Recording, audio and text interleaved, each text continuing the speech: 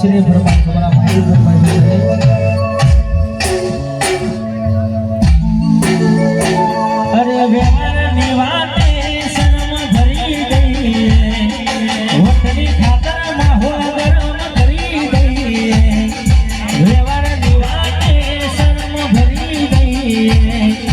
वतनी खातर माहौल गरम करी गई है ए मारा परमारो मोल्या गमना सरपंच